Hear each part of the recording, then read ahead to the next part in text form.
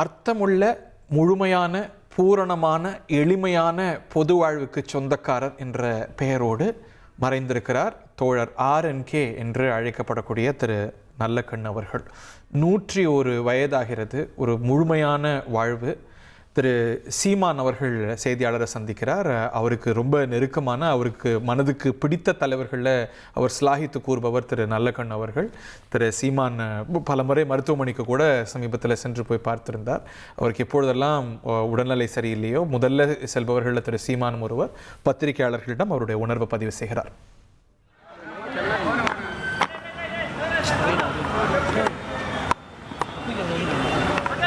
ஒரு மாபெரும் தலைவரை, ஒரு மகத்தான மாமனிதரை இந்த நாடு இழந்திருக்கிறது. இந்த நாடு அடிமைப்பட்டு கிடக்கும்போது அதன் விடுதலைக்காக போராடிய வீர இளைஞர்களில் ஒருவர். எண்ணற்ற அடக்குமுறை, ஒடுக்குமுறை எல்லாவற்றையும் கடந்து துளியும் தன்னலமில்லாத இந்த மண்ணுக்கு மக்களுக்குமாக அரும்பாடு ஆற்றிய ஒரு ஆகப்பெரும் தலைமை.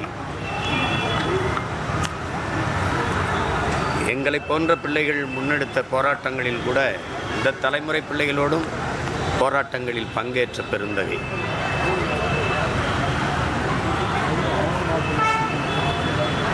எவராலும் குறை சொல்ல முடியாத ஒரு மனித புனிதர். அவர் இன்று நம்மோடு இல்லை என்பதை நினைக்கும்போது மிகுந்த மன வலியாக இருக்கிறது.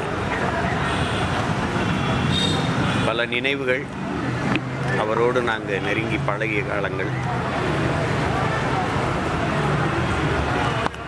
ஒரு 100 ஆண்டு கால வரலாறு.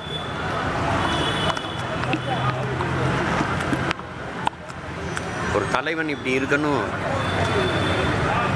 எளிமையாக, நேர்மையாக, தூய்மையாக ஒரு தலைவன் இப்படி இருக்கணுங்கிறதுக்கு ஒரு சான்று.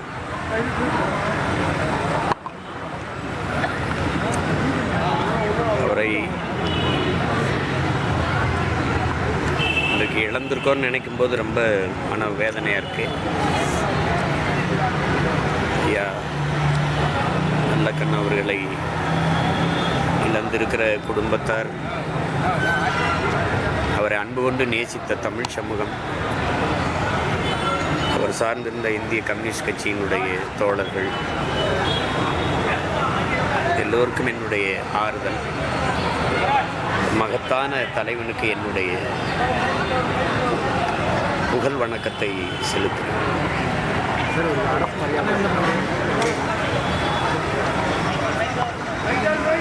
அரசு மரியாதை கேட்டு கொடுக்கறதில்ல, அவருக்கு கொடுக்கணும்.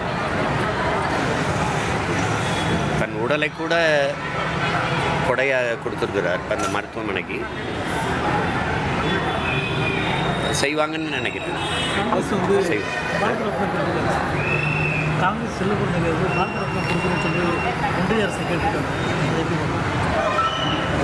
கொடுக்கணும். நாட்டு விடுதலைக்காக போராடியவர், கொடுக்கணும். அவங்க செய்வாங்களான்னு தெரியல. ஏன்னா அவங்களுக்கு தெரியும், எங்கள் பாட்டை நாட்டு விடுதலைக்கு செக்கிழுத்தவனுக்கே கொடுக்கல. விடுதலை பாவனன் பாரதி நம்ம பாட்டேன், அவனுக்கே கொடுக்கல. அதனால அந்த விருது மேலே எங்களை போன்ற பிள்ளைகளுக்கு மதிப்பு இருக்கிறது இல்லை.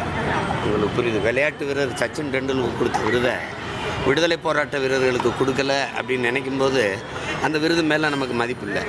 அது பேசி பயனில்லை. இனி செல்லும் இடமெல்லாம் செய்தி. தந்தி டிவியின் வாட்ஸ்அப் சேனலை ஃபாலோ பண்ணினா செல்ல இருக்கும் இடமெல்லாம் செய்தி. இதோ QR கோட் இப்பவே ஸ்கேன் பண்ணுங்க, ஃபாலோ பண்ணுங்க.